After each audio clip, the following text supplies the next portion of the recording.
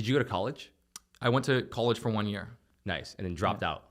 I actually, to be honest, I did. I failed out of college, not because I really couldn't handle it. Some of the courses I barely showed up, and I did great on the exams. But I just didn't show up at all. Like I barely showed up. I actually kind of purposely went on academic suspension because I did not want any pressure to go back to second year.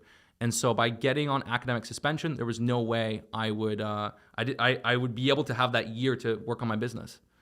So that's what you did. You basically, went on academic suspension and then went all in. I went all in, and then, it took me probably a few years to really prove what I was doing. But yeah, I did 1 year of school. So tell me what was going through your mind in terms of making the big decision to drop out of college 1 year in, right? What was going through your mind? What did you do? I'm sure, you were nervous with the risk. Yes, it was very, very simple. I was really ambivalent about doing university in the first place. I was kind of like, I don't think I should do it. But the reason I actually went in initially was because I kind of got swept up in the FOMO of it. Everyone's going to college. And I'm like, you know what? It could be a good social experience, but I don't know if I'm going to follow through.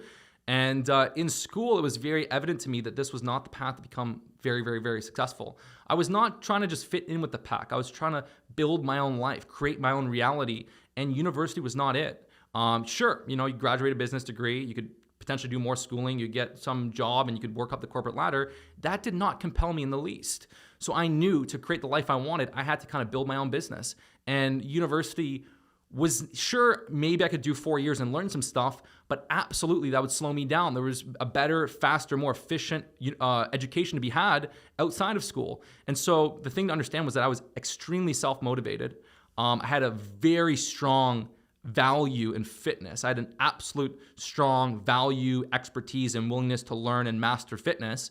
And so when those two things come together, you have a super high value in something that people want. Everyone wants to be in shape. Plus you have very, very strong, you're very self-motivated, you're very incentive-driven, and you like to take risk. When those different variables meet, it sets the stage for a lot of success outside of the school system.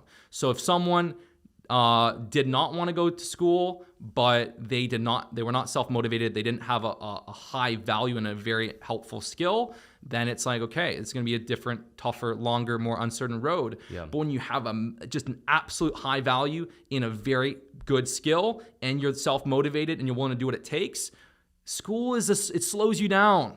It does. It's a slowdown, and again, I know this because people that are very, very smart, that have that similar mindset, that went to school, that did school, it took them an extra 4 years to get to the certain level that I got to.